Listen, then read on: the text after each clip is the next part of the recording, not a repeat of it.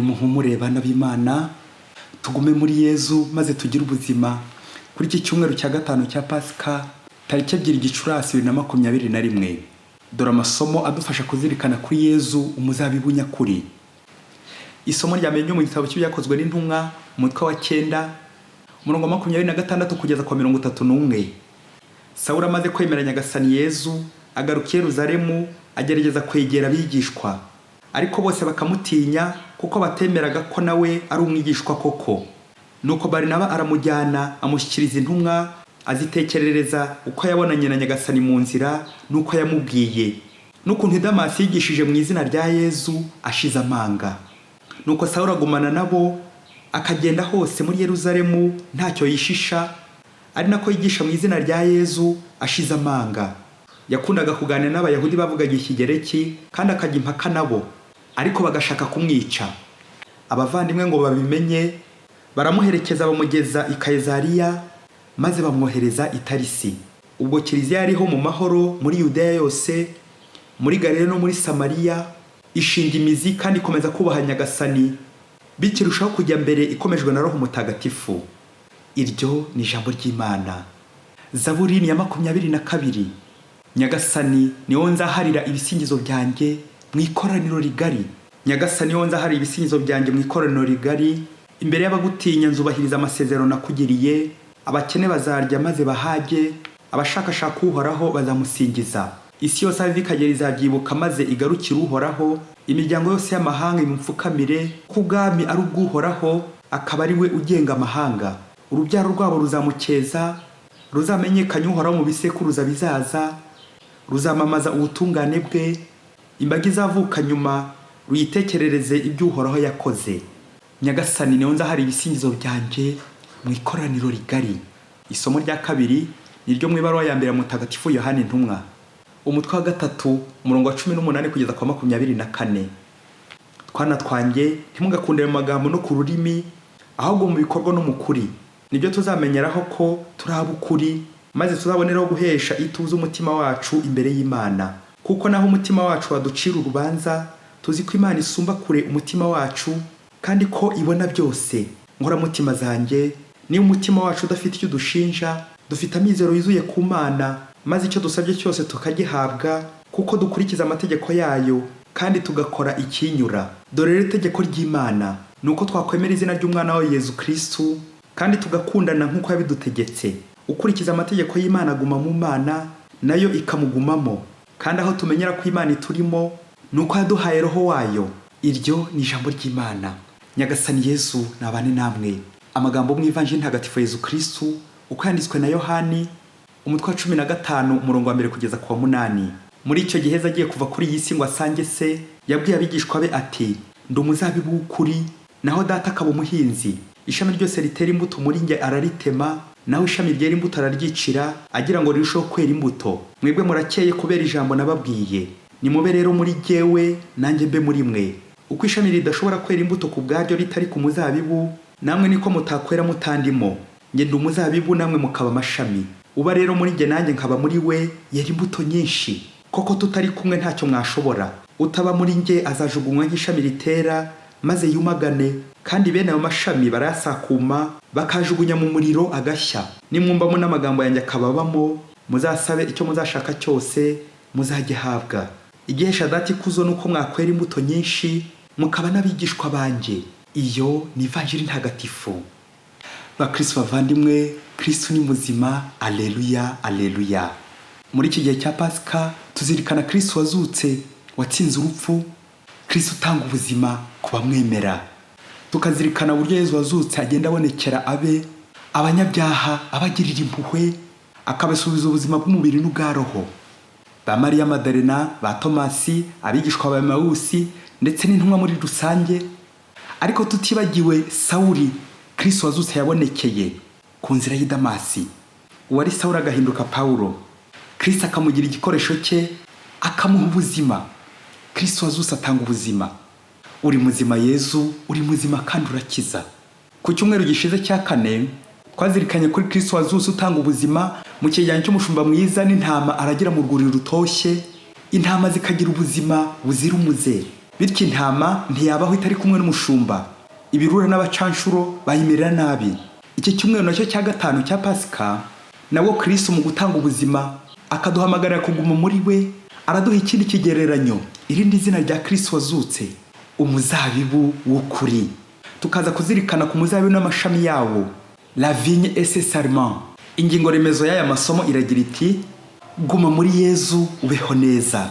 Mu isomo rya mbere twumvisemo urugero rw'umuntu yitandukanyije na Yezu n'Imana, akajya kure Yezu nyine akabura ubuzima, ariko Yezu kubera zampuhwe ze akamugira impuhwe, akamuhindura, akamusubiza ubuzima. Uwo ni Sawuli wari waratoteje kiliziya, akagira n'abayoboke b'Imana, none nawe ineza ya Kristo wazutse yamugezeho. Yezu amuhindura Pawulo igikoresho cye mu kwamamaza inkuru nziza mu mahanga yose. Uru ni urugero rw'umukristo weza imbuto nyinshi kandi nziza, akagira akamaro kiliziya y'isi yose. Natwe turimo. Yamenye Kristo amumenyesha abandi, yabonye Kristo amwereka abandi, yavuye mu byaha arakira akiza n'abandi. Nuko rero bavandimwe, ubuzima nyakuri ni Kristo. Kristo umuzabibu nyakuri. Pawulo ni ishami rya Kristo umuzabibu nyakuri, ndahandi yari kurongera ubuzima usibye muri Kristo wazutse. Muri iri somo rya mbere turumva abayoboke b'Imana ukuntu babanje gutinya Sawuli, ariko bamaze kumumenya no kumwumva neza ko atakiri wa wundi wabatotezaga, bamaze kumva neza Kristo yamugiriye, batangiye no kumushyigikira ubwo yatangiraga ingendo z'iyogezabutumwa, voyage missionnaire. Bagize bati abavandimwe ngo babimenye, Sawuli baramuherekeza bamugeza i Kayisariya maze bamwohereza i Tarisi. Amen. Batubwira ko kiliziya yakomeje gushinga imizi, irushaho gukura, irushaho kujya mbere kubera Imana. Kiliziya yunze ubumwe n'ubutatu butagatifu kubera za mbuto za Pawulo mutagatifu. Naho mu isomo rya kabiri turumva undi muhamya w'imbuto kiliziya yeze, nawe akerera imbuto kiliziya. Uwo ni Yohana intumwa wagize ati dore rero itegeko ry'Imana nuko twakwemera izina ry'umwana wawe Yezu Kristo kandi tugakundana nk'uko yabidutegetse. Amen. Ni koko bavandimwe, izina rya Yezu niryo dukirizwamo. Muri Yezu rero niho hari ubuzima, ubuzima butazima, umukiro nyakuri. En dehors de l'église point de salut et en dehors de Jésus point de salut. Yezu adukiriza muri kiliziya ye. Bitwibutsa ko bidahagije kuvuga ngo ndi umukristo, ndasenga, sinsiba misa, sinsiba kuvuga amasengesho, ntabwo amasakaramentu kenshi gashoboka. Ahubwo ubukristo nyabwo butwerekeza ku Mana no kuri mugenzi wacu. Gukunda Imana mugenzi wacu nibwo buzima, nibwo tuguma muri Kristo. Ngubwo ubuzima muri Kristo, kumenya Kristo no kumenyesha abandi, kubona Kristo no kumwereka abandi. Ese njyewe nisuzumye neza, naba ndi muri Kristo cyangwa ndimo ntarimo? Wasanga ntarimo wese kubera ko nizituye kuri we. Gukomeza gushinga imizi kwa kiliziya muri Kristo, turabizi mu binyabuzima, kugira ngo igiti kibeho kivoma mu butaka, la matière nutritive, la sève, yamazi agitunga, bityo amazi y'intungamubiri nako intungagiti, la sève, agakomeza gukwira mu giti cyose, kigakura kikagira ubuzima. Iyo rero rya shami ritakiri ku giti, ntiryongera kugira uruhare kuri za ntungamubiri kuko ryahanyutse nyine. Muri iyi vanjiri Yezu utanga ubuzima arijyanye n'igiti cy'umuzabibu, umuzabibu nyakuri, la vigne fructueuse. Ati ndi umuzabibu nyakuri, naho data akaba umuhinzi. Ishami ryose ritera imbuto muri rye araritema, naho ishami ryera imbuto araryicira, agira ngo rirusheho kwera imbuto. Amen. Urakoze Yesu kuduha ubuzima. Ese kuki Yezu agezeho noneho gufata izina ry'igiti kandi ari umuntu n'Imana? Igisubizo turakivana mu gisobanuro cy'umuzabibu mu nyito eshatu: ifunguro, umuryango w'Imana ndetse n'ituro. Icya mbere ni uko umuzabibu ryari ifunguro ry'Abayisiraheli. Rero nk'igihingwa cyari gikunzwe mu mateka y'Abayisiraheli, kikabazanira amafaranga, icyo gihingwa kikababeshaho, icyo gihingwa kikabatunga. Umuzabibu ugahinduka umugati wa buri munsi ku Bayisiraheli. Yezu nawe nk'umuyisiraheli ntiyahwemye kwibonera ukuntu umuzabibu uhembura abana ba Isiraheli, ndetse nawe birumvikana yawuryagaho, wari umutunze. Umuzabibu utunga abantu ifunguro. Igisobanuro cya kabiri nk'uko tubisanga mu gitabo cy'umuhanuzi Izayi umutwe wa 5, umuzabibu c'est le peuple de Dieu, l'église. Umuzabibu ushushanya umuryango w'Imana, by'umwihariko umuryango wa Isiraheli ugirana isezerano n'Imana. Nzababera Imana namwe mumbere umuryango. Umuzabibu kandi naho abantu bahurira n'Imana mu isengesho, muri kiliziya, by'umwihariko umutima wawe, rencontre avec Dieu. Urashushanya ubuzima bwa hano ku isi Imana ituragiriramo, bukaba budutegurira ibyishimo by'ijuru. Umuzabibu rero nyakuri ni ingoma y'ijuru itangira hano mu isi, Imana ikaturagiza ubuzima ikabuduhamwo impano ngo tubukoreshe neza twera imbuto. Twibuke ko kandi ubuzima bwa hano ku isi buhita, bukaba budutegura ibyishimo by'ijuru, kubana n'Imana, kuzajya mu muzabibu w'Imana. Nuko rero Imana ikaduha ibidufasha n'ibidutunga ngo turusheho kwitunganira. Igisobanuro cya gatatu, umuzabibu ni Yezu Kristo ubwe. Yezu Kristo yigize ifunguro ngo tubeho, ubwo yemeraga kumena amaraso ye akitanga ku musaraba ngo ducungure, kugira ngo tugire ubuzima. Ayo mayobera matagatifu gucungurwa kwacu niyo twibuka igihe duhimbaza igitambo cy'Ukaristiya. Mu misa, mu maturo matagatifu abiri ya ngombwa, les saintes espèces, umugati na divayi biza guhinduka umubiri n'amaraso bya Kristo. Divayi yengwa mu mizabibu, cya gihingwa twavuze haruguru, cya gihingwa cy'Abayisiraheli, umuryango w'Imana. Rero Yezu mu gufata iki kigereranyo aratwibutsa ko tugomba kumuhabwa neza kugira ngo tubeho, tugire ubuzima, tugahinduka abakristo nyabo bamuhabwa neza. Ni koko abakristo bavandimwe, utari kumwe na Yezu nta mbuto ashobora kwera, aruma agatabwa mu muriro. Kristo rero niwe funguro ry'ubugingo bw'iteka. Yohana akunze gukoresha iyi nshinga demeurer, kuguma. Bityo muvandimwe, nta buzima wagira utari kumwe na Yezu, utari muri Yezu. Ufite Yezu aba afite byose. Nibyo koko utari muri Yezu arapfa nk'ishami ritakiri ku muzabibu. Umunsi umwe kera cyane, umugabo yigeze gutora umwana nyina yataye mu gihuru. Uwo mwana amaze kugirwa impuhwe n'uwo mubyeyi, amujyana iwe, amwitaho, aramurera neza.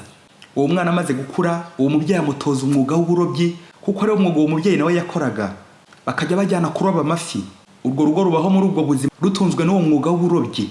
Igihe kiza kugera, wa mubyeyi asabira umuhungu we, aramwubakira, ariko bakomeza kubana bakorana neza, bakora wa mwuga w'uburobyi. Nuko wa musore amaze gushinga urugo, akajya ashaka uburyo bwose yakwigenga ngo atandukane na se, kugira ngo yishakire ubukire bwinshi kandi abone uburyo yisanzura. Nuko umunsi umwe asanga se, aramubwira ati, papa rero ngiye kugurisha iriya nzu, ubundi unyongerera amafaranga menshi, njye kwiturira mu mujyi, hehe no kongera kuroba kuko binshakaza, kandi maze gusirimuka, ngiye mu mujyi kwicururiza.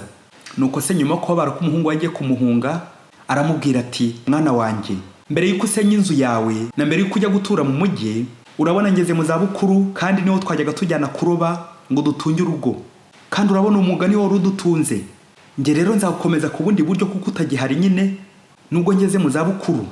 Fata rero urushundura, ugenda ubanza undobera amafi ya ngombwa, maze uyanzanire, njukuri icyuzi hano mu rugo rwanjye, nyatungire hano, bityo njye mbona ifunguro rya buri munsi. Wa musore aragenda n'ibyishimo byinshi kuko hari asanzwe azi kuroba. Ageze ku Kivu aroba amafi menshi koko nka 50. Nuko aribwira ati, aya ngaha azoroka nta kabuza, ngiye kuyashyira papa, ubundi ahita ndekura nigendere mu mujyi. Wa musore aza yishimye, azanye ya mafi ngo agiye guhigura wa muhigo. Nuko ayereka se, ariko amugejeje imbere asanga yapfuye, nta fi nzima ikirimo, yose yapfuye. Nuko isoni ziramubumba. Nuko se aramubwira ati, mwana wanjye rero, uko wagiye kuroba amafi ukayakura mu mazi akiri mazima, wayageze imusozi imuhira ugasanga yapfuye, ni nako nawe wibeshye ugatandukana nanjye, ukampunga ukagenda, nta buzima uzagira, uzamera nk'aya mafi. Urabona uburyo yapfuye? Kuko ifi yavuye mu mazi nta buzima. Wa musore yimyiza imoso, nuko ajya ku ruhande aribwira ati, aya nayo abasaza, abasaza badafite viziyo, bakomeza kwigumira mu bishaje, nta terambere badushakira, ntago baza umujyi, urumva ntaho bihuriye n'ibyo namusabye. Nuko wa musore areba se ku jisho, agurisha yanzuye, asahura n'ibindi byinshi, aratoroka yigira mu mujyi. Ageze mu mujyi koko ashakisha inyungu ubutaruhuka nyinshi cyane, aza gukurwa n'urungano, ikigare. Nuko batangira gukina urusimbi rwo mu bwoko rw'ikiryabarezi. Ntiyaciye kabiri, twa dufaranga twose, udufaranga twose yari yajyanye batumumaraho, rwa rusimbi rurarikora. Ugatangira kuzerera umujyi wose n'inzara yose, abura n'uwamucumbikira, akajya arara mu makanevu. Nibwo abaye nk'aho umwana w'ikirara tujya tumva mu ivanjiri, yigiye inama yo gusubira kwa se mu maguru mashya, akajya kumusaba imbabazi. Nuko ageze kwa se nk'umubyeyi aramwakira. Uwa mwana aramubwira ati, papa ntacyo utambwiye ntabonye, ijambo ryawe ni ukuri, ijambo wambwiye ni ukuri, ahasigaye unyemerere unyakire ngumane nawe, ubu utazongera kukuvaho. Bakristo bavandimwe, twitondere iterambere. Hari ahantu hamwe iterambere ryahindutse iteranyuma, ngo turashaka ubukire bwihuse, ibigezweho, byabe n'ibitudindiza. Nyamara uko twiruka mu bukungu bwa hano ku isi, ni nako turushaho kwibagirwa Imana, tukaburira Imana umwanya. Nibwo bizarangira ukabaho mu buzima bw'akavuyo, isayo, ibyondo, ukandavura mu byaha byinshi, ingeso z'urukozasoni, ubujura, ubusambo, gukina urusimbi, koka ku biyobyabwenge, ukabura icyanga cy'ubuzima. Kubera iki? Wagiye kure y'Imana, wagiye kure ya Yesu, wagiye kure y'ababyeyi. Nta mwana ucuka ku babyeyi, nta mukristo ucuka ku Mana. Umukristo buri gihe agomba guhora akenera Imana, agahorana inyota y'Imana, inyota ya Kristo.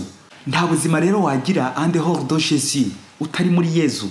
Uko ifi itabaho itari mu mazi, uko uriya mwana atari kubaho atari kumwe n'ababyeyi, yarabayeho mu buzima bwo kwigumura, ni nako nyine ishami ritabaho ritari ku muzabibu. Ni nako nta mukristo wabaho atari muri Yesu. Nawe nubwo wakwivumbura bwahe kubera ibibazo, uburwayi, ubukene, ujye umenya ko amaherezo y'inzira ari mu nzu. Amaherezo ni ukubaho uri muri Yesu. Demeurer en Jésus. Ndahandi rero wabona ubuzima atari muri Yesu. Rero bakristo bavandimwe, kuri iki cyumweru buri wese nakomere ku masezerano ye, uwo bashakanye, uwo babana, uwo bakorana, cyane cyane ariko gukomera ku masezerano y'abatisimu, aho dusezerana kwanga icyaha, gukurikira Kristo no kumwamamaza. Maze buri wese ahari abe yizeye ko afite Yesu. Niba afite Yesu birampagije, dore ko ufite Yesu aba afite byose. Ubwo ngo ufite Yesu, mfite byose. Iyo ufite Yesu agucungira umutekano, akakubeshaho buri munsi, akagutunga kubera impuhwe ze. Niyo ibyaha byakujyanye kure ya Yesu, ukigumura, ukivumbura, ugahanyuka nka rya shami, dore ko nta mwana ucuka ku babyeyi nyine, muvandimwe uracyafite andi mahirwe, deuxième chance. Nawe uzagaruke, Yesu azakwakira. Yesu ni umubyeyi mwiza. Wongere ugaruke ku isoko y'ubuzima, usabe imbabazi, usabe penitensiya, usabe kandi utange imbabazi ko wahemukiye n'abaguhemukiye. Yesu yongera gutanga n'amahirwe yo kwisana, sanare, soigner, gusana.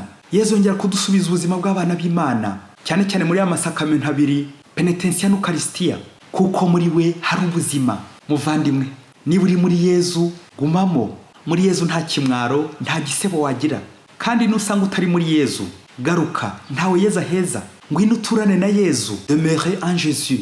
Yesu nagusiga ngasanga nde? Yesu nabaho nte ntagufite? Yesu ubuzima bwanjye bwa buri munsi, mba kuguma muri wowe buri munsi, maze ngira ubuzima buzira umuze. Urakoze Yesu. Mwese bifurije icyumweru cyiza cyo kuguma muri Kristo, umuzabibu nyakuri. Imana ibaha imigisha n'amahoro. Imana Data na Mwana na Roho Mutagatifu. Amen. Padiri Masumbuko Ladislas wa Diocese ya Cyangugu.